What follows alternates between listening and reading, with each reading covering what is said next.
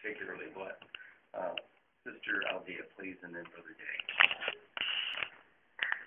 I like the attitude that Joseph has showed in chapter 50, verse 20 and 21.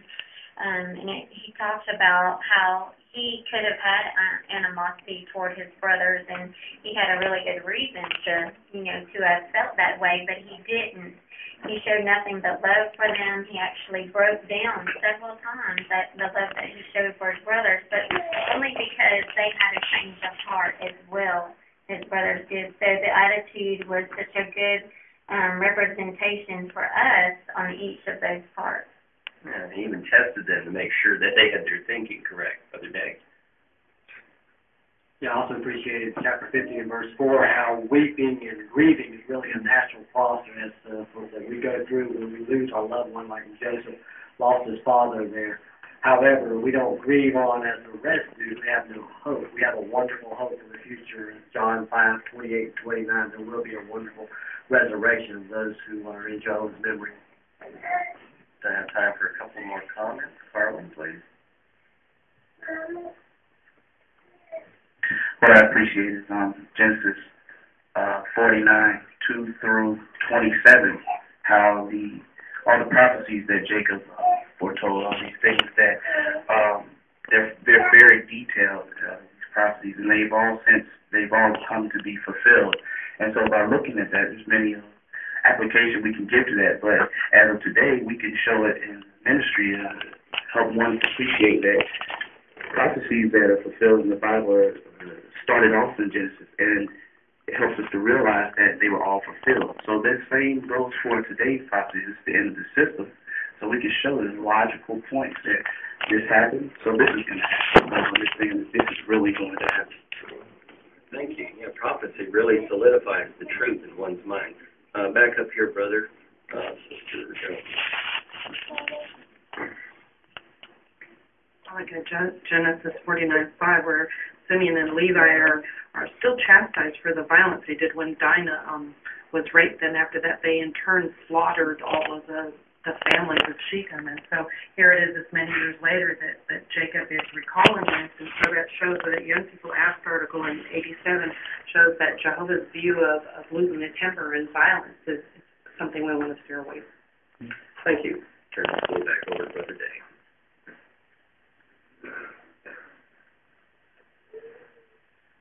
At this time, we'll break for our second school. Those who would like to support our second school, Brother Russell will be having our Bible reading back there at college.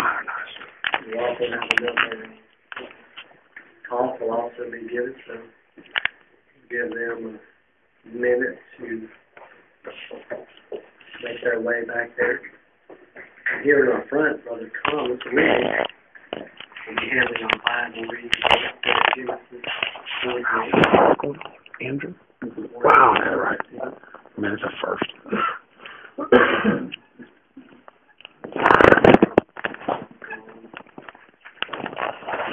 All right, so let's give our attention now to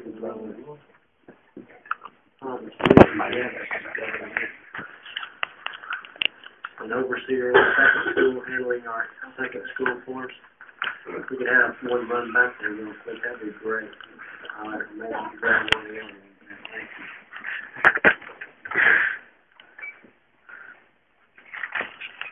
Close to that room, there's someone to conduct it. All right, let's try this.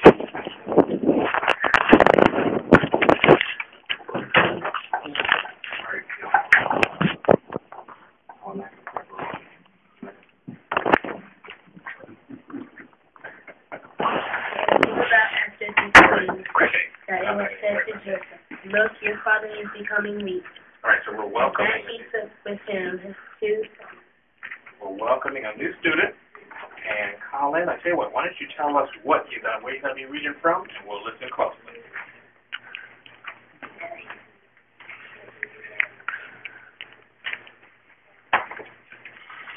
And it came about after these things that it was said to Joseph, "Look, your father is becoming weak."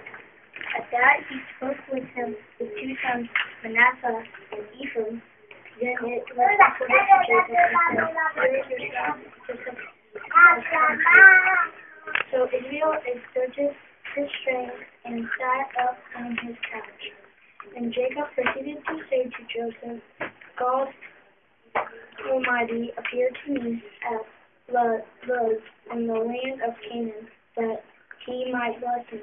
And he went on to say to me, Here I am, making you fruitful, and I will make you many, and I will transform you into a congregation of people.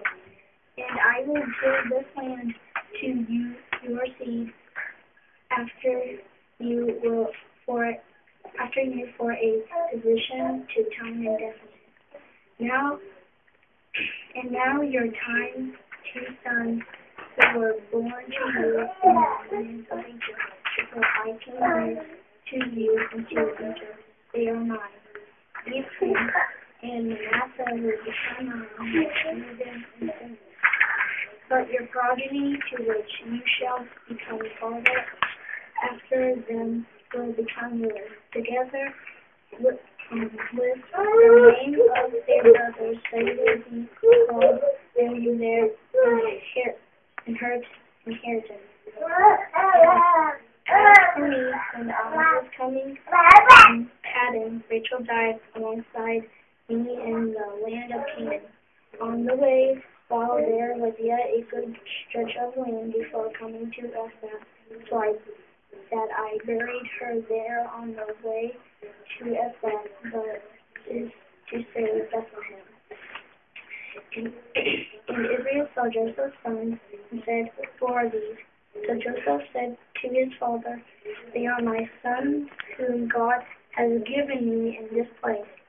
At that he said, Bring them, please, to me, that I may bless them. Now the eyes of Israel were dull from old age.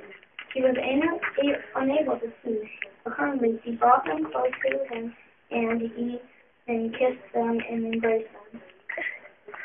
And Israel went on to say to Joseph, I had no idea of seeing your face, but here God has let me see also your offspring. After that, Joseph brought them out away from his knees, and he bowed down with his face to the earth. Joseph now took the 2 of them, Ephraim by his right hand to Israel's left, and Manasseh by his left hand to Israel's right, and brought them close to him. Ever Israel put out his right hand and placed it on Ephraim's head, although he was younger, and his left hand upon Manasseh's head. He purposely laid his hand so Manasseh was the firstborn. And he proceeded to bless Joseph and to say, The true God before whom my fathers Abraham and Isaac walked, the true God who has been shepherding me during all my existence until this day, the angel who has been recovering me from all calamity, bless the boys. Let my name be called upon them, and the name of my fathers Abraham and Isaac, and let them increase to a multitude in the midst of the earth.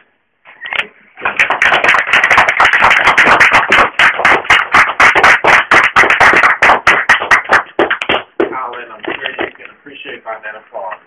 Everyone enjoyed your reading. I'll tell you what I enjoyed. Your pronunciation was excellent. Progeny, Canaan, Ephraim, Bethlehem, offspring, Ephraim, Manasseh, shepherding. Those are words that we don't always use on a regular basis, but you blew right past those words. You handled them exceptionally well. I'm going to share with you why I appreciated your reading tonight. Go to page 83 on your e-book. And, Colin, this is a point that how old are you? You're 9. You're well on your way to doing this. You did this very well tonight. On page 83, the council point is accurate reading. And here's what it encourages us to do, Colin. It says, the box there, the first box, what do you need to do? It says read aloud exactly what's on the printed page. Do not skip words, ignore parts of words, or exchange one word for another. Pronounce the words correctly. That's what you did. I didn't see you skip any words. You pronounced your words excellent. You didn't ignore parts of words. You didn't blow right past some words. You did exactly what was there. Now, why is that important? It says careful and correct reading in that next box is a fundamental part of conveying accurate knowledge of the Bible. So that's what you're going to be doing by your reading. Don't ever take that for granted. You're going to people, and when you talk to people, you're going to be conveying accurate knowledge. Excellent job.